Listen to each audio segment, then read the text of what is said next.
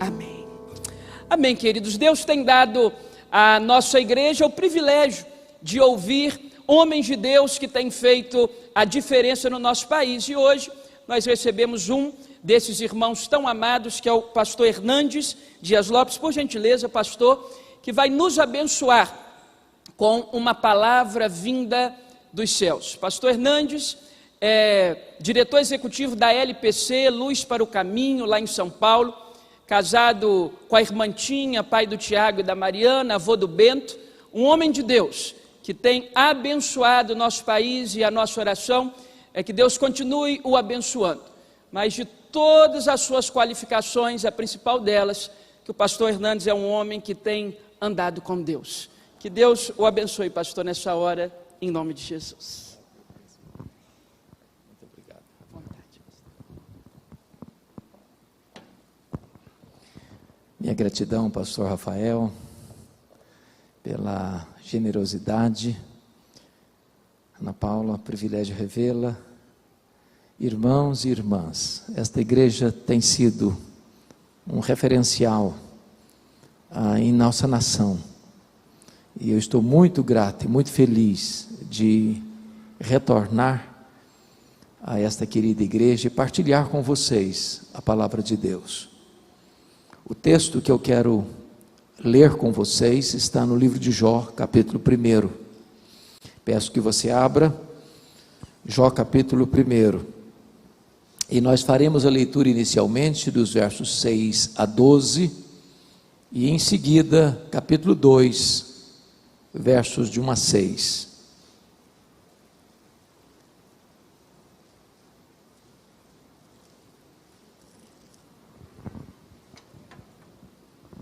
Jó, capítulo 1, 6 a 12.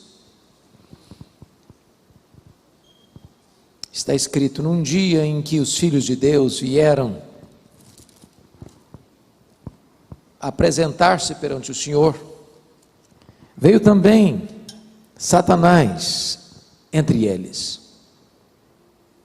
Então perguntou o Senhor a Satanás: de onde vens? Satanás respondeu ao Senhor e disse: de rodear a terra e passear por ela. Perguntou ainda o Senhor a Satanás: observaste a meu servo Jó? Porque ninguém há na terra semelhante a ele, homem íntegro e reto, temente a Deus e que se desvia do mal. Então respondeu Satanás ao Senhor: porventura Jó debalde teme a Deus? Acaso não o cercaste com sebe, a ele, a sua casa e a tudo quanto tem?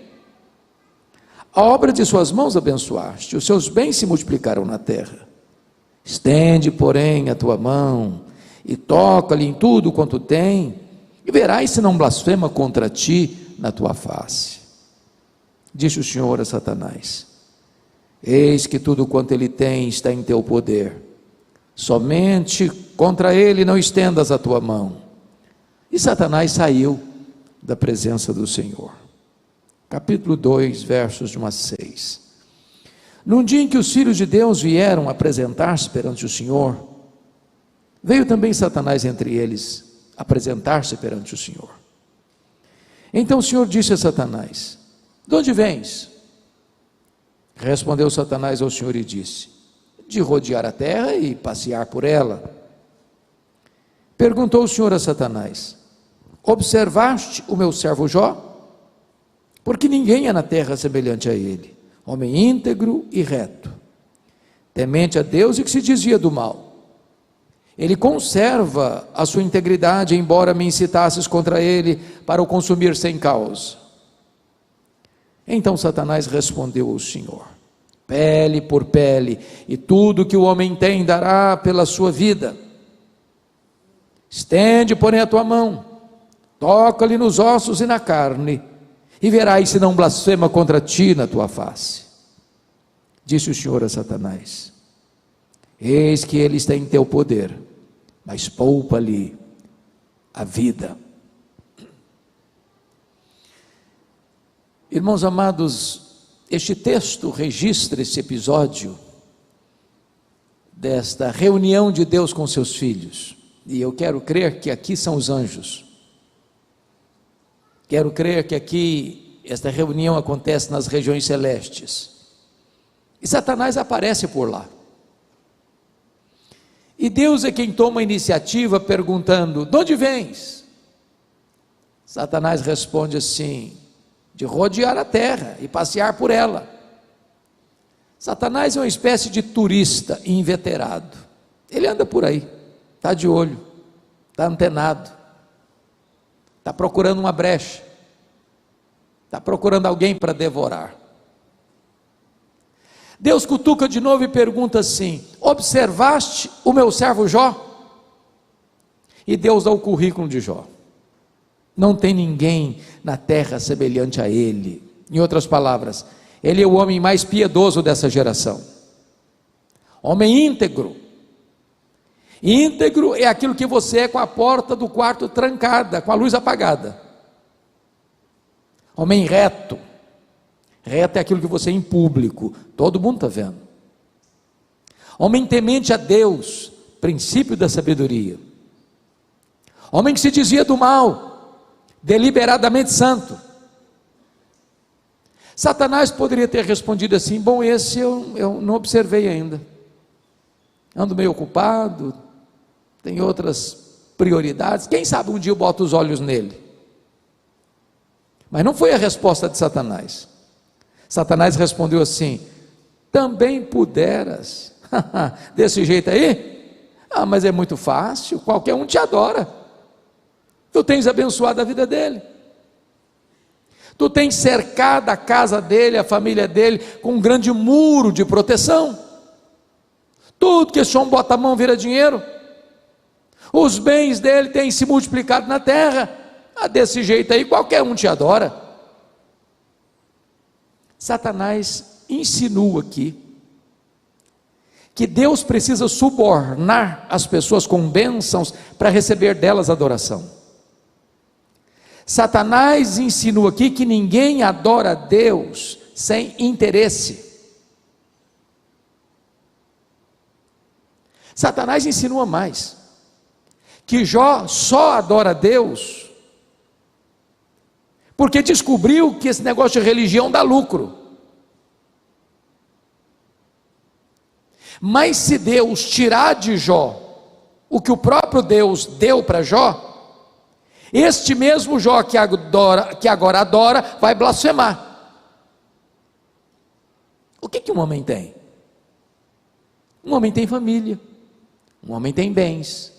Satanás diz: toca no que ele tem, toca no que ele tem, e verás se não blasfema contra ti na tua face. Satanás levanta, portanto, aqui duas teses. A primeira é que ninguém ama mais a Deus do que o dinheiro. A segunda é que ninguém ama mais a Deus do que a família. Sem que Jó soubesse, Deus constitui Jó em seu advogado na terra e coloca nas mãos de Jó a defesa da sua reputação e diz para Satanás: pode tocar no que ele tem, só não podes tocar na sua vida. Em outras palavras, Satanás é um ser limitado e limitado por Deus. Ele só pode ir até onde Deus o permite ir, e nem 1 centímetro a mais. O nosso Deus manda no céu, o nosso Deus manda na terra, o nosso Deus manda no inferno.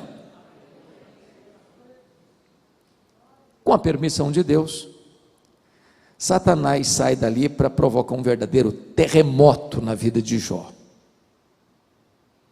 Primeiramente, note comigo no verso 3, que está escrito que Jó era o maior de todos os do Oriente. O que significa isso? Significa que Jó era o homem mais rico da sua geração. E aí vem uma notinha de rodapé: não é pecado ser rico. Jó era o mais piedoso e ao mesmo tempo Jó era o mais rico. O problema não é ter dinheiro, o problema não é o dinheiro nos ter, o problema não é possuir dinheiro, o problema é ser possuído pelo dinheiro. O problema não é carregar dinheiro no bolso, o problema é entronizar o dinheiro no coração. Mas agora o homem mais rico da sua geração, e você vai conferir comigo os versos 15, 16 e 17, que Satanás vai usar 3 elementos: os sabeus, o fogo e os caldeus, para levar Jó ao colapso financeiro. O homem mais rico quebra, vai à falência. A grande pergunta é: será que Jó blasfemaria contra Deus? Será que a tese de Satanás era verdadeira? Será que ninguém mesmo ama mais a Deus do que o dinheiro? A resposta está no versículo 21. Quando Jó foi informado de que ele estava quebrado, falido, ele respondeu assim: nu saí do ventre da minha mãe, nu eu voltarei. Sabe o que ele está dizendo? Eu não trouxe nada para este mundo, eu não levarei nada deste mundo, portanto o que eu granjeei entre o berço e a sepultura não é a razão da minha vida. E ele aqui reprova a primeira tese de Satanás e prova que ele adora a Deus, não por aquilo que Deus dá, mas por quem Deus é. Mas agora vem a mais trágica notícia, Jó. Confiram comigo, por favor, no versículo 19, quando ele é informado que os seus filhos, e o capítulo 1, verso 2 diz que ele tinha 7 filhos e 3 filhas, e diz o capítulo 1, versículo 5, que Jó era um pai exemplar, que orava pelos filhos, que velava pela vida espiritual dos filhos. E se vocês têm mais de um filho, uma filha, sabem que os filhos não são naturalmente unidos. Quando você vê uma família grande, unida, os irmãos unidos, podem ter certeza, tem um pai e tem uma mãe que costura a unidade dos filhos. Pois agora os filhos de Jó estão celebrando, e de repente, um vendaval, que produz um desabamento da casa, e seus 10 filhos morrem soterrados debaixo dos escombros. Agora pensem comigo, o que é um pai levar para o cemitério todos os seus filhos num único dia? Como é que ele volta do cemitério? Como é que ele recomeça a vida? Como é que ele se levanta do luto? Será que Jó blasfemaria contra Deus? Será que a tese de Satanás era verdadeira? Ninguém ama mais a Deus do que a família? A resposta está no versículo 20 e no versículo 21.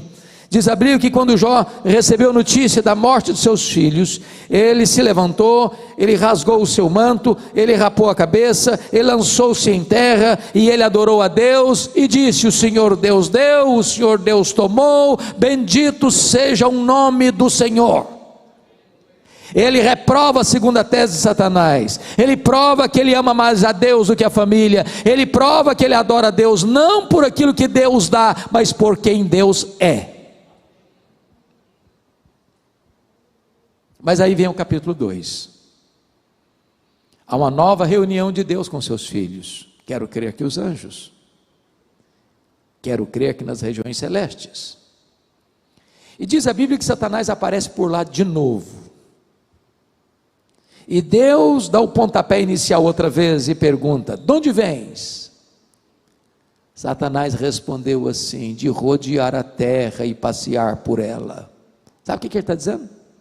Não mudei minha agenda, estou fazendo o que eu sempre fiz, estou por aí, estou de olho, estou antenado, estou procurando uma brecha para devorar. E Deus cutuca outra vez, perguntando a ele assim: observaste o meu servo Jó? E Deus dá o currículo de Jó sem mudar uma vírgula. Não há ninguém na terra semelhante a ele, homem íntegro, reto, temente a Deus, que se desvia do mal. Ele conserva a sua integridade, embora sem causa me incitasses contra ele. Sabe o que Deus está dizendo para Satanás aqui? Satanás, suas teses são mentirosas, suas teses são falsas. Jó provou que me ama mais do que o dinheiro, Jó provou que me ama mais do que a família. Satanás retrucou assim: pele por pele, e tudo que o homem tem dará pela sua vida. Toca-lhe nos ossos, toca-lhe na carne, e verás se não blasfema contra ti na tua face.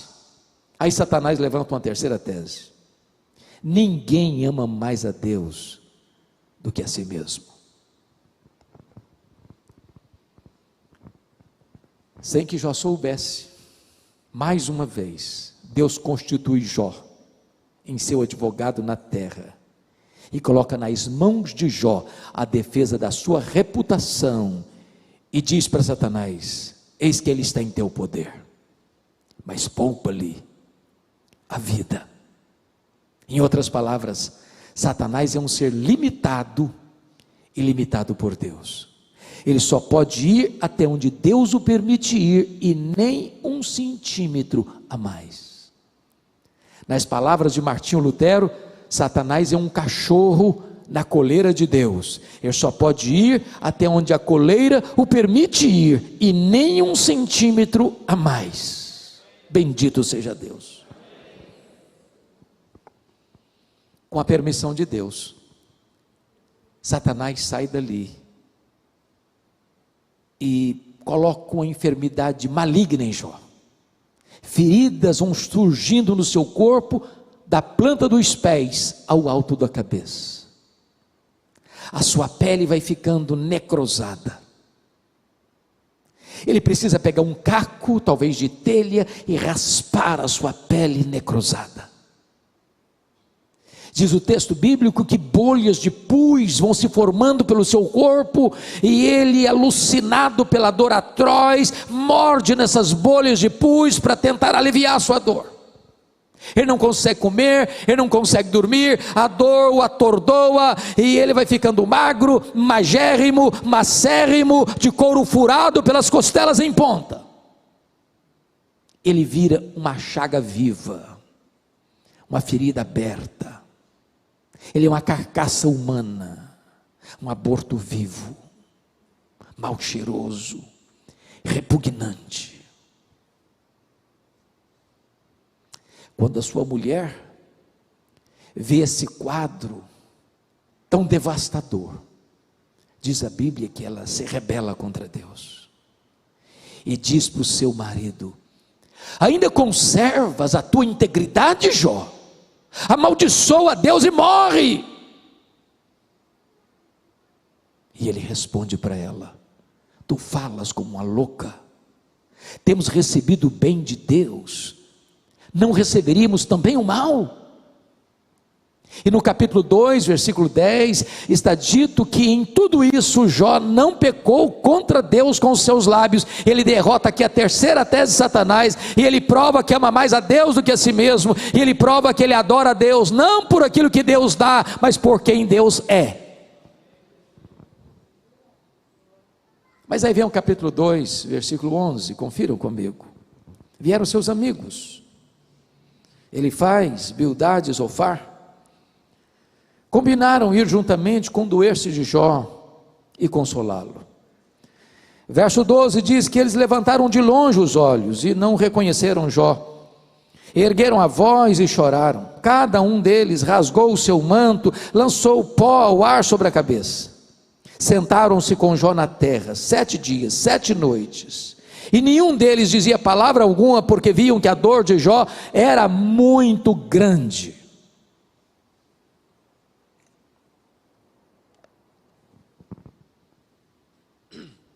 Eu pergunto a vocês: estes homens eram amigos de Jó? Eram amigos de Jó?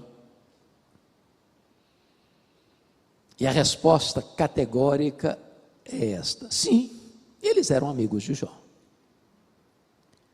Qual era o problema desses homens? É que num dado momento, eles começaram, entre aspas, a fazer teologia, lucubrar, pensar, refletir. E eles desenvolveram uma espécie de lógica cartesiana. Eles começaram a pensar em causa e efeito. E eles pensaram assim: toda causa tem um efeito. Se Jó está sofrendo, é porque fez coisa errada. Mas se ele está sofrendo muito, é porque ele fez muita coisa errada. Mas eles não só pensaram, eles falaram. Mas eles não só falaram, eles falaram para Jó. E eles assacaram contra Jó os mais pesados libelos acusatórios. Eles cravejaram Jó com as suas setas venenosas. Eles chamaram Jó de adúltero. Eles chamaram Jó de ladrão. Eles chamaram Jó de louco. Eles agravaram o luto de Jó, dizendo o seguinte: Jó, porque você é louco, Deus matou seus filhos. Eles disseram para Jó que ele era um corrupto, ele só ficou rico porque ele roubou dos órfãos e das viúvas. E eles cravejaram Jó, e eles massacraram Jó, e eles passaram Jó debaixo de um rolo compressor. O que é que Jó fez? O que você e eu faríamos? Jó começa a perguntar para Deus: por que, meu Deus? Por que, meu Deus? Por que, meu Deus? Ele levantou os céus 16 vezes esta mesma pergunta: por quê? Por quê? Por quê? Por que que a minha dor não cessa? Por que que eu não morri no ventre da minha mãe? Por que que eu não morri ao nascer? Por que que os seios da minha mãe não estavam murchos de leite para eu morrer de fome? Por que que o Senhor não me mata de uma vez? Jó levantou aos céus 34 queixas contra Deus, 34. Sabe qual foi a resposta de Deus para ele? O total silêncio. Nenhuma palavra, nenhuma explicação. Os céus ficaram de bronze. E eu posso lhes garantir que pior do que sofrer é sofrer sem explicação. Se vocês estão acompanhando o meu raciocínio, percebem aí que Jó sofreu golpes mortais nas 5 áreas mais importantes da vida de um ser humano. Primeiro, na vida financeira. Irmãos, quem sempre viveu no aperto, quando passa por mais uma magrela, ele já está acostumado. Agora, quem está lá no topo da pirâmide, o cara mais rico da sua geração, e quebra,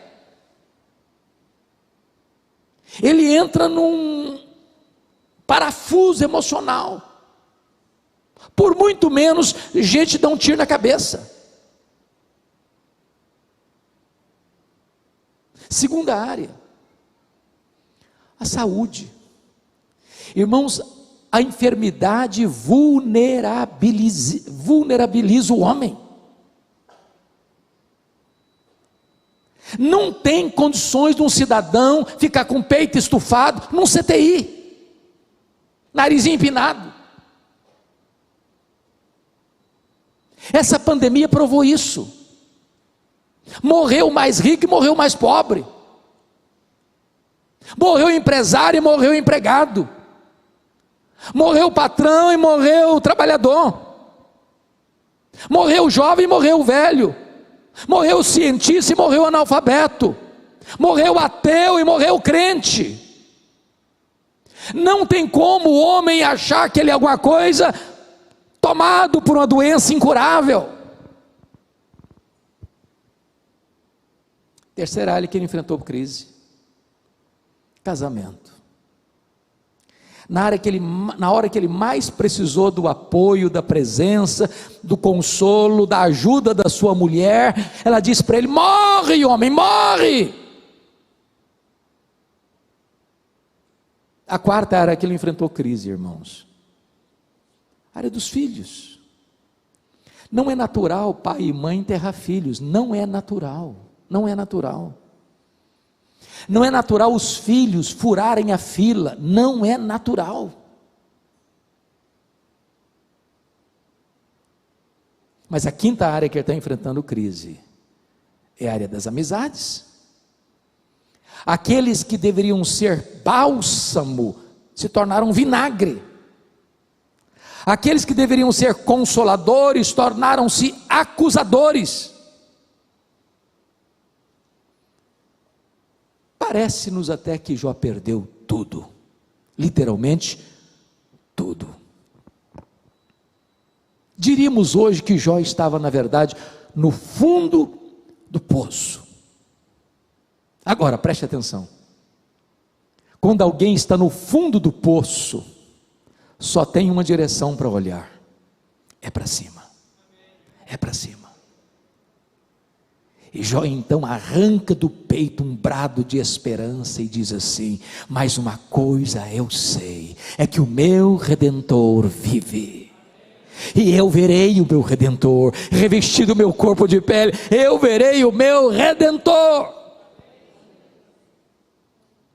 Satanás pensou que havia tirado tudo de Jó, mas ele não entendeu uma coisa: Deus era o tudo de Jó, e ninguém pode tirar Deus da nossa vida. Bendito seja o Senhor. Quando Jó arranca do peito este brado de esperança, Deus rompe o silêncio e começa a falar com ele. Mas curiosamente, Deus não respondeu nenhuma das 16 perguntas de Jó. Deus não respondeu nenhuma das 34 queixas de Jó. Quando Deus resolveu falar com Jó, Deus fez literalmente 70 perguntas para Jó, todas retóricas, impossíveis de responder. Como se Deus estivesse abrindo as cortinas do céu e despejando torrentes catadupas da sua glória, da sua majestade, do seu poder, da sua magnificência, da sua sabedoria, e Jó foi sendo esmagado debaixo desta aurifugente revelação divina. E Deus mostrou para Jó quão grande ele era, quão soberano ele era, quão poderoso ele era, quão controlador do universo ele era, como cada detalhe da vida dele estava nas mãos de Jó. E Deus foi se mostrando para Jó, foi se revelando para Jó, foi se revelando para Jó e perguntando: ô Jó, onde você estava quando eu lançava os fundamentos da terra? Ô Jó, onde você estava quando eu espalhava as estrelas no firmamento? Ô Jó, onde você estava quando eu cercava as águas do mar para elas não invadirem a terra? E Deus foi se mostrando e se mostrando e se mostrando para Jó, e Jó foi se encolhendo e se encolhendo e se encolhendo, para descobrir as 5 verdades mais importantes da sua vida, que mudaram a sua história e que podem impactar a sua vida, a minha vida, a nossa vida nesta noite. Que verdades são essas? É sobre elas que eu quero conversar com vocês. Então abra sua Bíblia comigo lá em Jó 42, elas estão lá.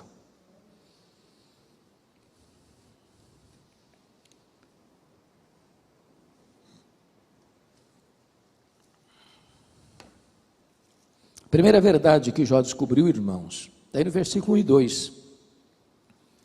Ele reconheceu a onipotência de Deus quando ele diz assim: então respondeu Jó ao Senhor: bem sei que tudo podes. Deixa eu dizer algo a vocês. Você e eu temos impossibilidades intransponíveis. Intransponíveis. Eu gosto muito de ler, desde criança. Via de regra, eu passo nas boas livrarias quase toda semana, para ver o que está saindo. E via de regra, a literatura que mais é produzida no Brasil e no mundo são as obras de autoajuda. E como você ficar rico rápido. Eu acho que não estou sabendo ler direito esses livros. Mas os livros de autoajuda dizem assim para você: você é forte, você é um gigante, você tem a força, você tem o poder, há poder nas suas palavras. Sabe o que a Bíblia diz? Exatamente o contrário. A Bíblia diz que nós somos fracos. A Bíblia diz que Deus conhece a nossa estrutura e sabe que somos pó. Por exemplo, nós temos fraquezas físicas. Ô gente, querendo ou não, gostando ou não, o tempo vai esculpindo algumas rugas no nosso rosto, indisfarçáveis. As mulheres são mais inteligentes do que os homens, e elas driblam isso melhor, com um bom cosmético. Daqui a pouquinho, uma boa cirurgia plástica ajuda muito, mas chega uma hora, que ainda que Pitangui ressuscitasse dentre os mortos, não teria mais jeito.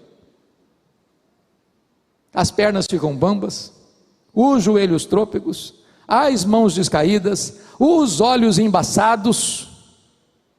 E diz os entendidos, que cada fio de cabelo branco que brota na nossa cabeça, é a morte nos chamando para um duelo, e eu acho que tem um exército acampado ao meu redor. Temos fraquezas físicas, mas nós temos fraquezas emocionais, irmãos. Quantos de nós, nas noites mais escuras da alma, já choramos, aflitos, um nó na garganta, um aperto no peito, com a dor lancinante na alma, dizendo: Deus, eu não aguento mais, eu não aguento mais, Senhor. Temos fraquezas morais, se não todos nós aqui, a maioria de nós, já chorou diante de Deus, dizendo: Senhor, eu não quero mais cometer esse erro, eu não quero, Senhor. Daqui a pouquinho você se flagra cometendo o mesmo erro. Não é porque faltou para você sinceridade, não, faltou para você poder. Mas nós temos ainda fraquezas espirituais. Nós somos um ser ambíguo, contraditório, paradoxal. O bem que nós queremos não fazemos, o mal que não queremos, esse praticamos. Nós somos fracos. Mas é glorioso você poder afirmar: mas o meu Deus tudo pode. Tudo pode. Para Ele não tem pecado sem perdão, onde há arrependimento. Para Ele não tem doença incurável. Para Ele não tem vida irrecuperável. Para Ele não tem casamento sem solução. Para Ele não tem família sem resposta. Para Ele não tem causa perdida. Tudo quanto Ele quer, Ele pode. Bendito seja Deus. A grande questão, irmãos, é saber quão grande é o nosso Deus, quão magnífico Ele é, quão majestoso Ele é, quão poderoso Ele é. O nosso Deus é aquele que mede as águas na concha da sua mão, que pesa o pó das montanhas em balança de precisão, que mede os céus a palmos, que espalha as estrelas no firmamento, e por ser forte em força e grande em poder, quando as chama pelo nome, nenhuma delas vem a faltar. É aquele que olha para as grandes potências, para as grandes nações econômicas, militares do planeta, e diz que todas elas são como um pingo que cai num balde, como um pó numa balança de precisão. Este é o seu Deus, este é o nosso Deus, Ele tudo pode. Me permita ilustrar isso de uma maneira mais simples. Um pai caminhava com seu filho de 4 anos pela rua, mãos dadas, quando de repente o menino surpreende o pai com uma pergunta. Eu não sei se vocês concordam comigo, mas eu acho que toda criança fez um curso de pós-doutorado em perguntas difíceis. Conheço ninguém que faça pergunta mais complicada do que criança. O menino perguntou ao pai assim: papai, qual é o tamanho de Deus? O pai não tinha uma resposta pronta para um menino de 4 anos, ficou em silêncio. Daqui a pouquinho, caminhando, escuta os roncos das turbinas de um avião supersônico lá nas alturas excelsas. E o pai diz: filho, olha para cima, você está vendo aquele avião? O menino olhou e disse: estou vendo, papai. Qual é o tamanho daquele avião, meu filho? O menino respondeu: ah, papai, muito pequeno, estava muito longe. Aí o pai pegou o menino, levou no aeroporto, Tinha um jumbão de mais de 400 passageiros estacionado no pátio. O pai chegou bem perto e perguntou: está vendo esse avião, meu filho? Estou vendo, papai. Qual é o tamanho desse avião, filho? O menino respondeu: este é grande, papai, muito grande. O pai disse: pois bem, filho, Deus é do mesmo jeito. Quando você está longe de Deus, meu filho, Deus parece pequeno para você. Aí os seus problemas ficam enormes. Mas quando você está perto de Deus, meu filho, Deus é grande para você. Aí os seus problemas ficam pequenos. Agora eu sei que tudo podes. A segunda verdade que mudou a história de Jó está no versículo 2, a parte B. Veja comigo. E nenhum dos teus planos pode ser frustrado. Jó reconheceu a soberania dos propósitos divinos. Ô irmão, se há uma verdade que consola a nossa alma, é esta: Deus é soberano. Deus não precisa de rascunho para fazer seus planos. Deus não precisa atualizar seus planos, fazer upgrade nos seus planos. Deus não é pego de surpresa. Deus não fica em apuros. Deus não está lá no céu esfregando as mãos sem saber o que vai fazer nessa pandemia. É por isso que você e eu não cremos em sorte. Você e eu não cremos em azar. Você e eu não cremos em misticismo. Você e eu não cremos em determinismo cego. Você e eu não cremos em olho gordo. Você e eu não cremos em praga na vida de crente. Você e eu cremos que a mão de Deus dirige o nosso destino. Você e eu cremos que todas as coisas cooperam para o bem daqueles que amam a Deus, daqueles que são chamados segundo o seu propósito. Entenda isso, amado. Deus não desperdiça sofrimento na vida de seus filhos. Se Deus está permitindo você passar por uma prova, passar por uma pandemia, passar por um vale, passar por uma angústia na alma, saiba disso. Deus tem um plano, Deus tem um propósito, porque não há Deus como o nosso, que trabalha para aqueles que nele esperam. Mas Jó descobriu uma terceira coisa que mudou a história dele. Confira comigo o verso 3, na parte B. Ele disse assim: na verdade eu falei do que eu não entendia, coisas maravilhosas demais para mim, coisas que eu não conhecia. Para você entender o que ele está falando aqui, eu gostaria de fazer uma sugestão a você. Tira um sábado, ou um feriado, dá uma lida no livro de Jó numa sentada só, senão você não vai entender muito bem o livro. Porque Jó fez três coisas. A primeira coisa que ele fez foi perguntar.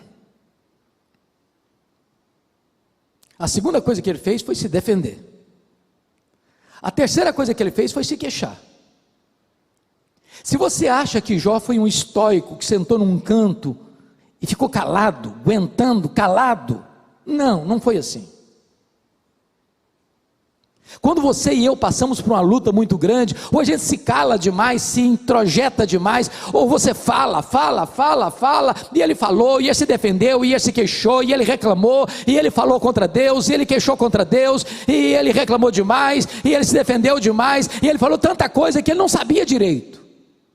Até o dia que Deus abriu as cortinas do céu e revelou tudo para ele, a grandeza de Deus, a majestade de Deus, o conhecimento de Deus, o domínio de Deus, o controle de Deus, a providência de Deus, a sabedoria de Deus. E Jó foi botando a mão na boca e diz: meu Deus, quanta coisa eu falei sem conhecer.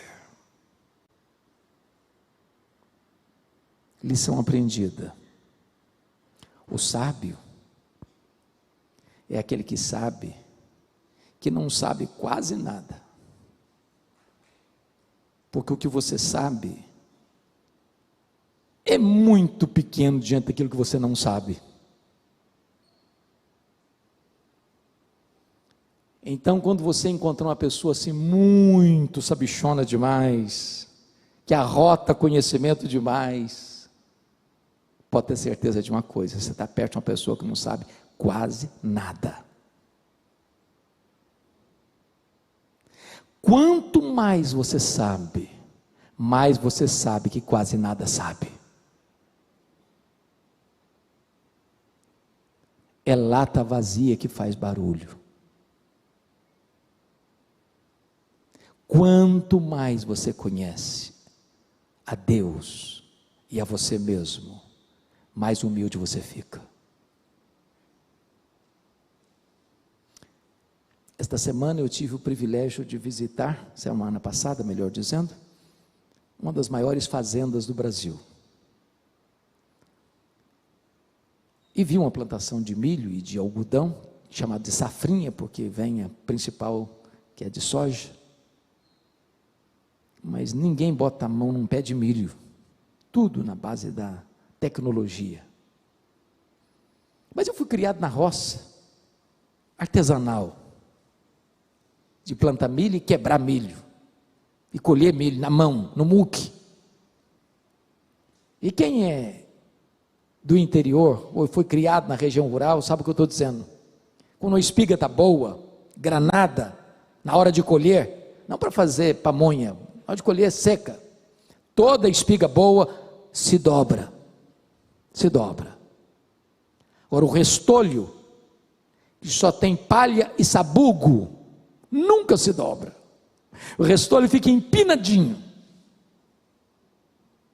Então, quando você vê uma pessoa muito empinadinha, pode saber, só tem palha e sabugo.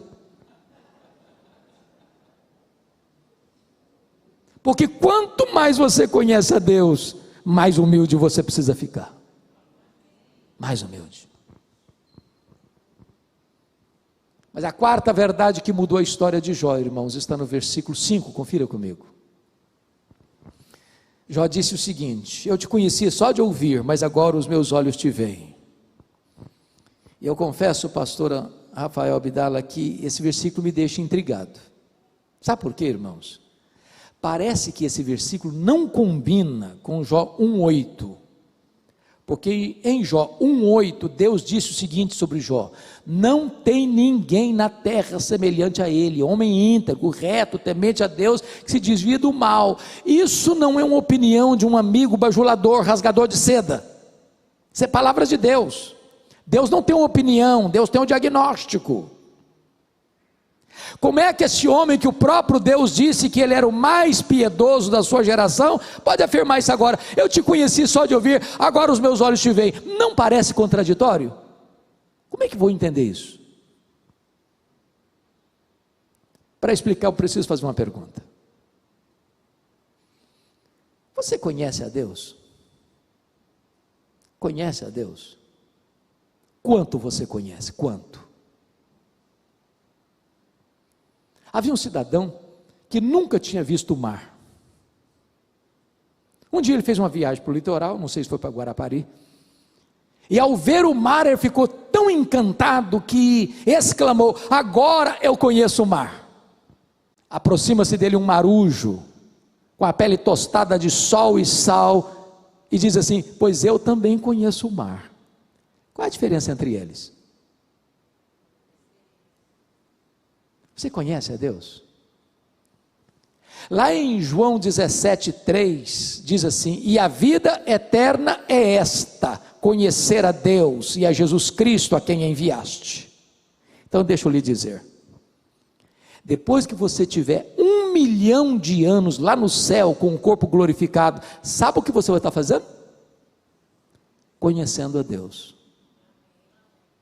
Depois que você tiver 1 bilhão de anos lá no céu, na glória eterna, sabe o que você vai estar fazendo? Conhecendo a Deus. Deus é inesgotável em seu ser. Nem toda a eternidade será suficiente para você esgotar o conhecimento de Deus. Jamais haverá um tempo na eternidade onde você possa dizer: agora eu conheço tudo de Deus, agora posso botar a minha vida no piloto automático e vai virar monotonia daqui para frente. Não, você vai conhecer a Deus, você vai conhecer a Deus, você vai amar a Deus, você vai fruir a Deus, você vai glorificar a Deus, você vai servir a Deus, e nunca haverá um dia que você vai esgotar o conhecimento de Deus, porque Ele é inesgotável em seu ser. Agora eu entendo Jó. Ele está dizendo o seguinte: eu só estou arranhando a superfície. Tem mais, tem muito mais, tem infinitamente mais. Agora eu entendo o profeta. Conheçamos e prossigamos em conhecer ao Senhor. Mas a última verdade que mudou a história de Jó, irmãos, está no versículo 6. Observem comigo. Por isso eu me abomino e eu me arrependo no pó e na cinza. Jó reconheceu a enormidade do seu pecado. E eu entro em crise de novo com esse versículo, porque parece que não combina com o que Deus disse sobre ele. Não há ninguém na terra semelhante a Jó, íntegro, reto, temente a Deus, que se desvia do mal. Como é que esse homem vem fazer uma confissão dessa? Essa é a confissão de um ladrão, de um assassino, de um corrupto. Como você pode entender isso?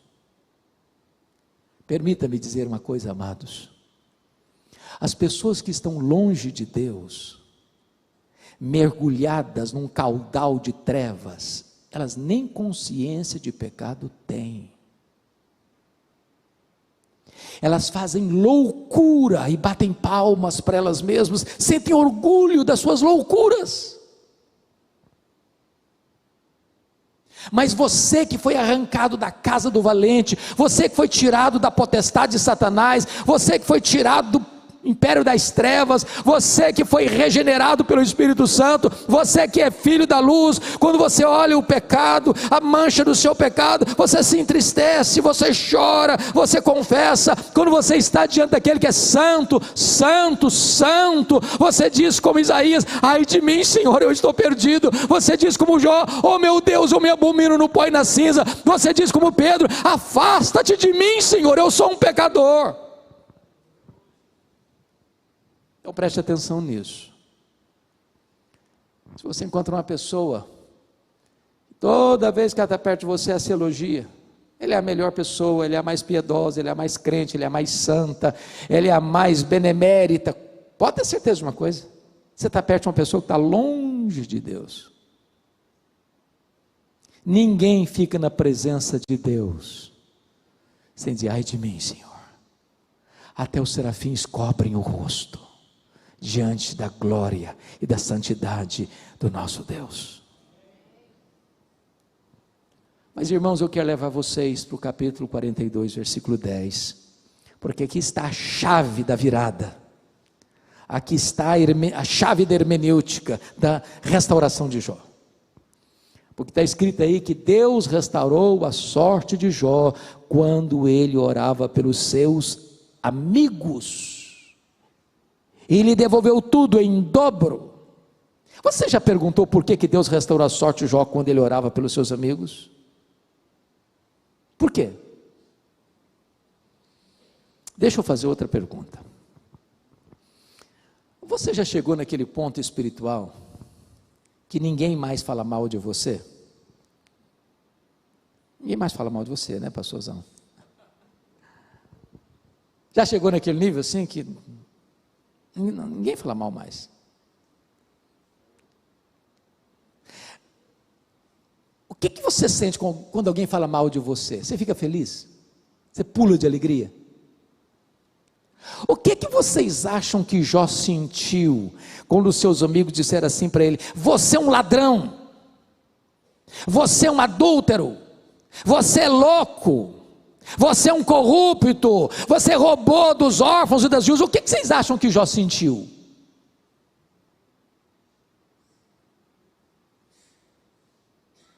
Jó se defendeu, Jó se defendeu, Jó se queixou. E quem se defende, quem se queixa e quem reclama, sabe o que tem no coração? Mágoa, dor. Sabe o que Deus está dizendo para Jó? Meu filho, saia dessa arena da autodefesa, saia dessa arena, meu filho, entre na brecha da intercessão, ore por esses homens que criticaram você, ore por esses homens, ore por esses homens, ore por esses homens, porque você não pode orar por alguém e ter mágoa dessa pessoa ao mesmo tempo. Ore por essas pessoas, e quando você estiver orando por elas, eu vou restaurar a sua sorte. Eu chamo a atenção dos meus amados que as 5 áreas que Satanás quis destruir na vida de Jó, as 5 áreas Deus restaurou todas elas, todas elas. A primeira área que Deus restaurou está no versículo 16, confira aí comigo. Deus restaurou a saúde de Jó. Eu acho que não ficou nem cicatriz e nem sequela. Ele passou a ter mais 140 anos. E viu os filhos dos filhos até a 3ª e a 4ª geração. Quero dizer para vocês que o Jeová Rafa, o Deus da cura, está aqui nesta noite. A última palavra não é da ciência. A última palavra não é da medicina. A última palavra é do Deus vivo. A segunda área que Deus restaurou foi a área financeira. Confira o versículo 10, Deus lhe devolveu em dobro. Confira o versículo 12, se você comparar 1,3 com 42,12, você verá que foi literalmente o dobro. Se ele já era rico e o mais rico, agora ele é duplamente o mais rico. Eu quero dizer para você nesta noite que o Deus da restituição está aqui nesta noite. Você que perdeu o emprego, você que fechou a porta do seu comércio, você que fechou a sua loja, você que quebrou, você que perdeu o emprego, eu quero dizer que Deus é poderoso para restaurar a sua vida financeira, Deus é poderoso para restaurar o seu comércio, a sua indústria, a sua loja, Deus é poderoso para devolver a você em dobro o que foi tomado de você nessa crise. A terceira área que Deus restaurou, confira comigo o versículo 8, foram as amizades. E é magnífico isso aqui, porque Deus chega para os acusadores, os amigos de Jó que acusaram Jó, e disse assim para eles: olha, vocês lembram aquele homem que vocês criticaram? Pois é, aquele homem que vocês criticaram é mais justo do que vocês. Então vocês vão ter que ir lá em Jó, o homem que vocês criticaram, para Jó orar por vocês. Porque eu vou escutar a oração dele, para restaurar vocês. Sabe o que Deus está fazendo aqui? Honrando Jó. Honrando Jó. Eu vou lhes falar uma frase agora, se vocês esquecerem tudo o que eu falei, mas guardarem essa frase, já me dou por satisfeito. E a frase é esta: cuida bem da tua piedade, e Deus cuidará da tua reputação. Você não tem que se defender. Você tem que andar com Deus, porque quando você anda com Deus, Deus defende você. Quando você anda com Deus, quem criticou você, vai ter que voltar a você e mudar de opinião a seu respeito. Deus está aqui nesta noite, para curar relacionamentos, para restaurar relacionamentos, para reconciliar quem está magoado uns com os outros. A quarta área que Deus restaurou, meus irmãos, foi o casamento. E é curioso que a única área que o texto não diz nada. Como o texto não diz que Jó casou com outra mulher, então pressupõe necessariamente que foi com a mesma mulher que ele recomeça a sua vida. Agora, eu só queria pensar com vocês um pouquinho. Se Jó fosse brasileiro, como é que ele se comportaria? Pensa um pouquinho comigo. Quando ele estava no fundo do poço, numa magrela, a mulher dele disse assim para ele: morre, homem, morre! Mas agora o Jó está curado, cara mais rico de toda a região, no topo da pirâmide. O que vocês acham que ele falaria para ela? se ele fosse um brasileiro. Morre, mulher, morre! A fila andou, minha filha, a fila andou. Estou noutra. Mas não foi assim não. Sabe por quê? Porque Deus é poderoso para pegar os cacos e fazer um vaso novo.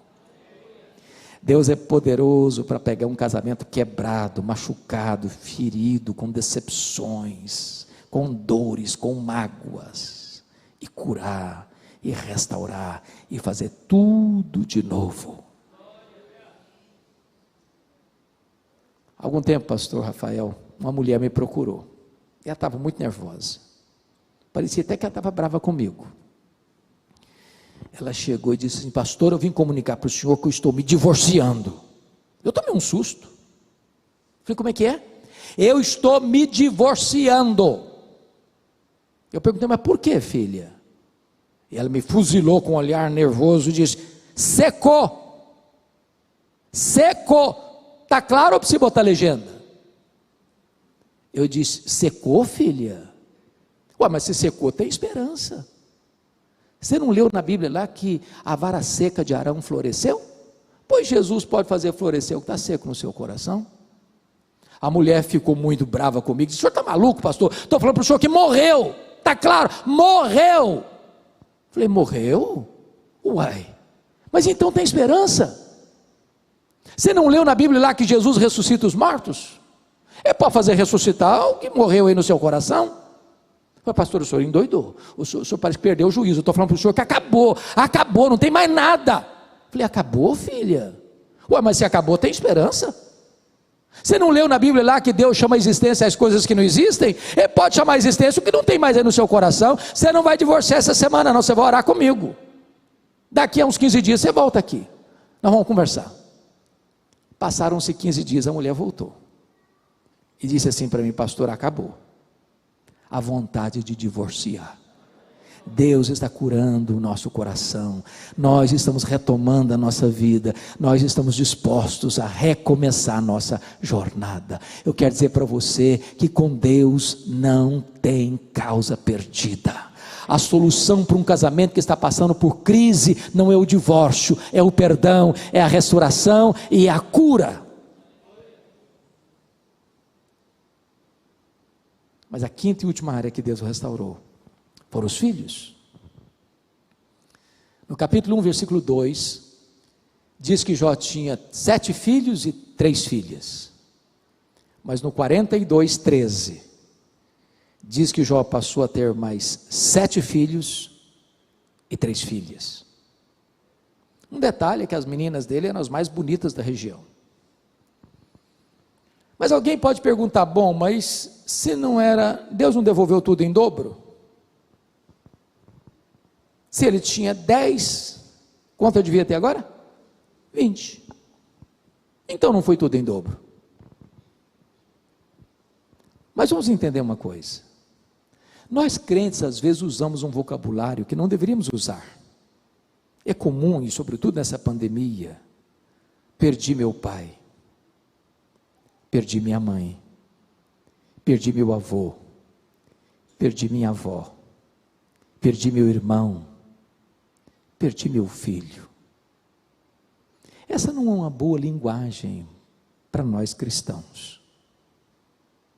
Você perde alguém quando você não sabe onde essa pessoa está, com quem ela está. Como aquele pai que tinha acabado de sepultar o seu filho único, voltava do cemitério, e um amigo foi lhe dar um abraço e disse assim: meus pêsames, eu soube que o senhor perdeu o seu filho. E o homem, com o rosto banhado de lágrimas, respondeu: não, eu não perdi o meu filho, eu sei onde está meu filho. O meu filho está no céu. Eu sei com quem está meu filho. O meu filho está com Jesus. Eu não perdi o meu filho. Jó agora tem 10 filhos no céu. Jó agora tem 10 filhos na terra. Deus restaurou e restaurou completamente. Sabe o que Satanás intentou fazer? Colocar Jó longe de Deus, Sabe o que conseguiu?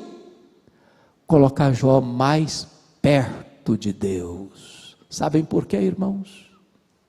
Porque os planos de Deus não podem ser frustrados. Bendito seja o Senhor.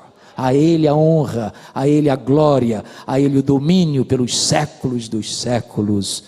Amém.